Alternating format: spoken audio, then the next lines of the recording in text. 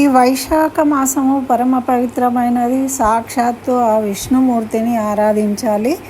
మరి దీనికి మాధవ మాసము అని పేరు ఉంది. ఇటువంటి పరమ పవిత్రమైన ఈ వైశాఖ మాసంలో ఎన్నో విశేషాలు ఉన్నాయి. మనం చెప్పుకుంటూ పోతున్నాము. మనకు చూస్తుండగానే 11 రోజులు, 11వ రోజు అనగానే మనకు ఏకాదశి వచ్చేసింది. అయితే మనకి ఏకాదశి ఎలా ఉండాలి అనేది మనం ప్రతిసారి చెప్పుకుంటామండి. ఏకాదశి ఉన్నవాళ్ళు ముందు దశమి రోజు సాయంత్రం కూడా ఏం తినకుండా ఉండాలి, టిఫిన్ చేయొచ్చు. తర్వాత తెల్లవారి ఏకాదశి ఉపవాసం ఉండాలి. అదేవిధంగా ద్వాదశి రోజు ద్వాదశి పారణ చేసి బ్రాహ్మడికి సాహిత్యం ఇవ్వడము, ఏదైనా దానం చేసిన తర్వాత సాలగ్రామ తీర్థం తీసుకొని అప్పుడు భోజనం చేయాలి, పారణ చేయాలి అనేది మనకు చెప్పుకుంటాం ప్రతిసారి. అయితే దాంతోపాటు ఈ ఏకాదశికి సంబంధించిన వ్రత కథను వినడం కూడా చాలా ముఖ్యమైనది అని ప్రతిసారి ప్రతి కథలోనూ పురాణాలలో తెలియబడింది. కాబట్టి దీన్ని మీకు ప్రతిసారి కూడా తప్పకుండా దాన్ని మీకు షేర్ చేయడం జరుగుతున్నది. కాబట్టి ఈ వీడియోను తప్పకుండా అందరూ ఉపయోగించుకోండి. ఏకాదశి రోజు ఈ వ్రత కథను వినడం వల్ల సంపూర్ణమైన ఫలితాన్ని పొందుతారు. ఓం నమో నారాయణాయ. శ్రీమతే రామానుజాయ నమః. శ్రీమన్నారాయణ చరణం ప్రపద్యే. అందరికీ నమస్కారం అండి. మనకు ఏకాదశులు ప్రతి నెలలో 2 ఉంటాయండి. చైత్రం అయిపోయింది, ఇప్పుడు వైశాఖ మాసంలో శుక్లపక్ష ఏకాదశి వచ్చింది. అయితే మనం ప్రతిసారి చెప్పుకున్నట్టే ధర్మరాజు శ్రీకృష్ణుడు వారిని ఈ ఏకాదశి యొక్క మహత్యాన్ని తెలుపమని అడుగుతూ ఉంటాడు. ఆ విధంగా శ్రీకృష్ణ భగవానుడు స్వయంగా ధర్మరాజుకు ఈ ఏకాదశి యొక్క మహత్యాన్ని, దానికి సంబంధించిన కథను తెలిపి ఉపదేశిస్తూ ఉంటాడు. అదేవిధంగా ఈ కథలో కూడా ధర్మరాజు శ్రీకృష్ణుణ్ణి అడుగుతూ ఉన్నాడు, జనార్దన, వైశాఖ మాసంలోని శుక్లపక్ష ఏకాదశికి ఏమని పేరు? దాని వ్రత విధానం ఏంటి? వ్రత ఫలితం ఏంటి? నాకు కాస్త బోధించుము అని అడిగాడు. అప్పుడు భగవానుడైన శ్రీకృష్ణుడు ధర్మరాజుతోని ఈ విధంగా చెప్తూ ఉన్నాడు అనమాట. ఓ ధర్మరాజా, పూర్వకాలంలో శ్రీరాముడు వశిష్ఠుణ్ణి ఈ విషయంగానే అడిగాడు. అది నీకు చెప్తాను. శ్రీరాముడు వశిష్ఠుల వారిని అడిగితే వశిష్ఠుల వారు ఏం చెప్పారో దాన్ని నీకు ఇప్పుడు చెప్తాను. అయితే మరి శ్రీరాముడు వశిష్ఠునితో ఏమడిగాడంటే, ఆర్య, సమస్త పాపములను దుఃఖములను పోగొట్టే ఉత్తమ వ్రతాన్ని గూర్చి నాకు తెలుసుకోవాలని కోరికగా ఉంది, తెలపండి అని అడిగాడు. అప్పుడు వశిష్ఠుడు శ్రీరామునితోని ఈ విధంగా చెప్తున్నాడు, శ్రీరామ, మంచి మాట అడిగినావు. మానవులు నీ పేరు చెప్పుకొని పాపములను పోగొట్టుకుంటారు. కాబట్టి లోకహితం కొరకు పవిత్రమైన ఉత్తమ వ్రతాన్ని నేను వర్ణిస్తాను, విను అని చెప్తూ ఉన్నారు. ఈ విధంగా వైశాఖ మాసంలోని శుక్లపక్ష ఏకాదశికి మోహిని ఏకాదశి అని పేరు. ఇది పాపములను పోగొడుతుంది. ఉత్తమమైన వ్రతము. ఇంత సులభంగా పాపాలను పోగొట్టుకోగలిగే వ్రతం ఇంకొకటి లేదు. దీని ప్రభావం వల్ల మానవులు మోహము నుండి మరియు పాపముల నుండి దూరం అవుతారు. అంటే వాళ్ళ పాపాలు నశిస్తాయి. మోహం నుండి, సంసారమైన మోహం నుండి కూడా వాళ్ళు విముక్తులవుతారు అని తెలియజేసింది. దానికి సంబంధించిన మహత్యాన్ని తెలిపే కథను చెప్తాను, విను అని ఈ విధంగా తెలియజేస్తున్నారు. సరస్వతి నది యొక్క ఒడ్డున భద్రావతి అనే పేరుగా ఒక సుందర నగరం ఉంది.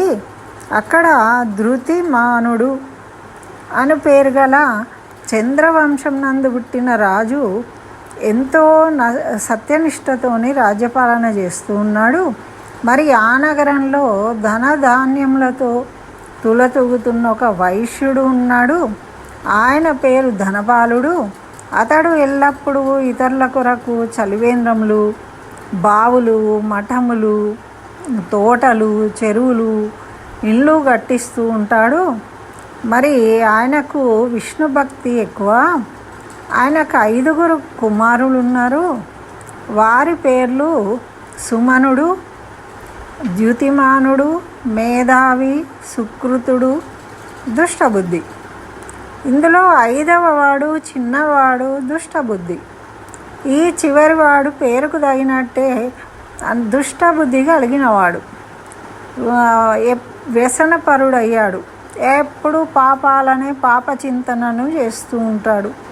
వాడు వైశ్యులతో కలిసి ఉండేవాడు కాదు. వాళ్ళు చేసే పనులు ఏవి చేసేవాడు కాదు. వాడి బుద్ధి దేవతల పూజ యందు కానీ తన వ్యాపారాల యందు కానీ తల్లిదండ్రులను గౌరవించడంలో కానీ ఎప్పుడూ కూడా లేదట. బ్రాహ్మణులను తల్లిదండ్రులను అగౌరవపరిచేవాడట. ఎప్పుడూ గౌరవించేవాడు కాదట. ఇట్లా చెడు మార్గంలో తిరుగుతూ ఉన్నాడట. తండ్రి సంపాదనను పాడు చేస్తూ ఉన్నాడు. ఇష్టం ఉన్నట్టు దుబారా ఖర్చులు చేస్తూ. ఒకరోజు వాడు వేశ్యను కౌగిలించుకొని నగర కూడలిలో తిరుగుతూ ఉన్నాడట. తండ్రి వాడిని చూసిండు. ఇంటి నుండి వెళ్ళగొట్టాడు. ఈయన ఇంటి నుండి వెళ్ళగొట్టగానే చుట్టుపక్కల ఉన్న బంధువులు కూడా వాడిని విడిచిపెట్టేసిండ్రు. ఎవరు దగ్గరికి రానియలేదు. ఆ రోజు రాత్రి వానికి దుఃఖం కలిగింది. ఎక్కడికి వెళ్దామన్నా ఎవరు రానివ్వట్లేదు. తినడానికి తిండి లేదు. అలా దుఃఖభారంతో తిరుగుతూ ఉన్నాడట.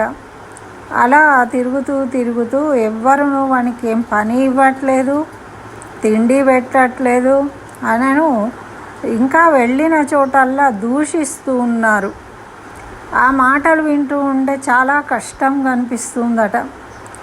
మరి ఇంత కష్టం నెత్తి మీద పెట్టుకొని ఆ దుఃఖభారంతో మరి ఆహారం లేక నీళ్ళు లేక తిరుగుతూ వెళ్తూ ఉన్నాడట.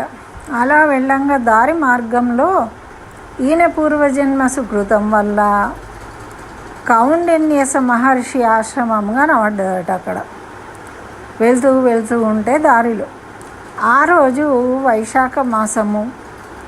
కౌండిన్యస మహర్షి గంగా స్నానం చేసి వచ్చాడట. అప్పుడే ఈ దుష్టబుద్ధి ముని పాదాలపై పడి దుఃఖిస్తూ ఉన్నాడు.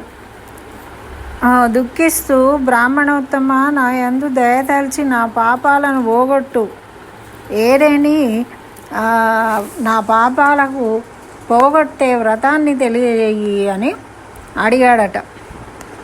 అప్పుడు కౌండిన్య మహర్షి జాలిపడి, సరే అని నువ్వు చేసిన పాపాలేమిటి అని అడిగాడట. అడిగితే ఎవరిని గౌరవించలేదు, పూజలు చేయలేదు, నేను ఈ విధంగా ఉంటే నన్ను అందరూ బహిష్కరించారని తెలియజెప్పాడట. అప్పుడు కౌండిన్యసముని ఏం చెప్తూ ఉన్నాడంటే, వైశాఖ మాసంలోని శుక్లపక్ష ఏకాదశికి మోహిని ఏకాదశి అని పేరు. మరి ఈ ఏకాదశి రోజు ఉపవాసం ఉండి పూజ చేయాలి మాధవునికి. దానివల్ల అనేక జన్మల పాపాలు కూడా తొలగిపోతాయి అని తెలియజేసిండట. ఇట్లా వశిష్ఠుల వారు శ్రీరామునికి చెప్తూ ఏమంటున్నారంటే, ఆ కౌండిన్యసముని మాటలు విని ఆ దుష్టబుద్ధి విధి విధానంగా మోహిని ఏకాదశి వ్రతం చేసి ఆ వ్రత ప్రభావం వల్ల వాని పాపాలన్నీ తొలగిపోయి దివ్య శరీరం దాల్చి విష్ణు పదాన్ని చేరుకున్నాడు. ఈ విధంగా ఈ మోహిని ఏకాదశి యొక్క వ్రతం చాలా ఉత్తమమైనది. కాబట్టి ఈ వ్రత కథ చదివినా విన్నా సహస్ర గోదానములు చేసిన పుణ్యం లభిస్తుంది అని వశిష్ఠుల వారు శ్రీరామునికి తెలియజేసిండు. ఈ కథను ఈ విధంగా కృష్ణ భగవానుడు ధర్మరాజుకు తెలియజేసిండు. ఇట్లా ఎవరైనాను ఈ వ్రతాన్ని ఆచరించితే వాళ్ళ పాపాలు నశిస్తాయి, జన్మ జన్మల పాపాలు నశిస్తాయి, వాళ్లకు ఉత్తమ గతులు కలుగుతాయి అని కృష్ణ భగవానుడు ధర్మరాజుకు చెప్పాడు. మరి ఇటువంటి ఈ ఏకాదశి రోజు ఈ కథను విని అందరూ కూడా ఆ కృష్ణ భగవానుడి యొక్క అనుగ్రహంతో మనందరి పాపాలు తొలగి మనకు అన్ని శుభాలు జరగాలని కోరుకుంటూ స్వస్తి. జై శ్రీమన్నారాయణ. సర్వం శ్రీకృష్ణ చరణారవిందార్పణమస్తు.